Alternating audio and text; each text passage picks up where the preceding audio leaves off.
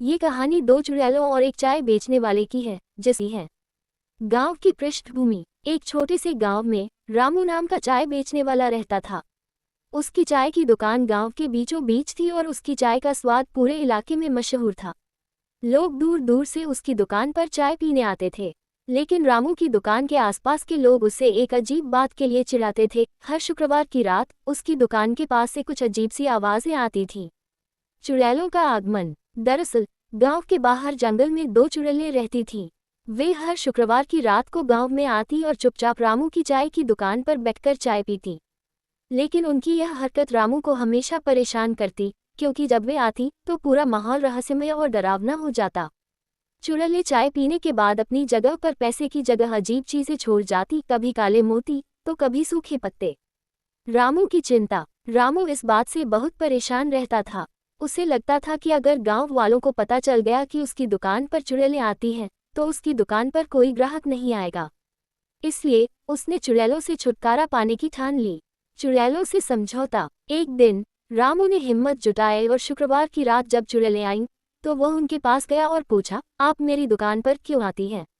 मुझे डर लगता है। चुड़ैलों ने हंसकर कहा, हम तुम्हारी चाय की खुशबू से आकर्षित होकर आती हैं। यह इतनी स्वादिष्ट है कि हम अपनी जगह पर ये कहानी दो भूतों की है, जो एक पुराने और सुनसान किले में रहते थे।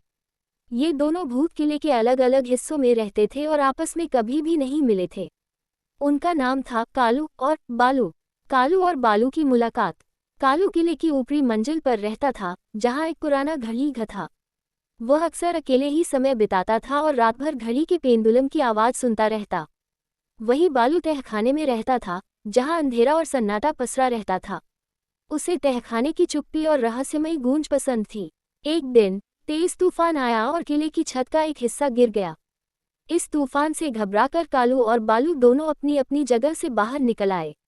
अचानक दोनों की नज़रें पहली बार एक दूसरे पर पड़ी। दोस्ती की शुरुआत। पहले तो दोनों भूत एक दूसरे से डर गए, क्योंकि वे सोचते थे कि किले में सिर्फ वे अकेले हैं। लेकिन थोड़ी देर बाद दोनों हंस पड़े। कालू ने कहा, अरे तुम भी भूत हो? मैं तो समझा कि किले में कोई इंसान आ गया। बालू ने जवाब दिया, और मैं तो सोच रहा था कि तुम कोई भूत भगाने वाला तांत्रिक हो। इसके बाद दोनों ने अपनी कहानियां एक दूसरे को सुनाई। पता चला कि दोनों भूत इस किले में कई 100 सालों से रहते आ रहे थे, लेकिन कभी आमना सामना नहीं हुआ। मस्ती और मजाक। दोनों ने अब साथ रहने का फैसला किया। वे रात भर किले में घूमते, डरावनी आवाजें निकालते और कभी कभी वहां घूमने आए पर्यटकों को डराते। दोनों ने मिलकर कई मजेदार योजनाएं बनाई। एक बार उन्होंने किले में घूमने आए कुछ लोगों को ये दिखाने की कोशिश की कि किले में आत्माएं नाच रही हैं। उन्होंने सफ़ेद चादरें ओढ़कर ऐसा अभिनय किया कि लोग डर के मारे भाग गए। कहानी का अंत। धीरे धीरे कालू और बालू की दोस्ती इतनी गहरी हो गई कि वे एक दूसरे से कभी अलग नहीं होते। अब किला सिर्फ एक सुनसान जगह नहीं था, बल्कि दोनों भूतों के लिए एक मजेदार खेल का मैदान बन गया। सकती है आना उजाड़ कुआं था और कुएं के पास एक जादुई घड़ा रखा था। कहा जाता था कि जो भी उस घड़े को छूने की कोशिश करता, वह कभी वापस नहीं लौटता।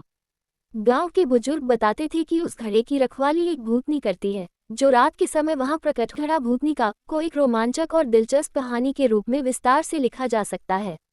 आइए इसे और रोचक बनाते हैं। कहानी, जादुई घड़ा।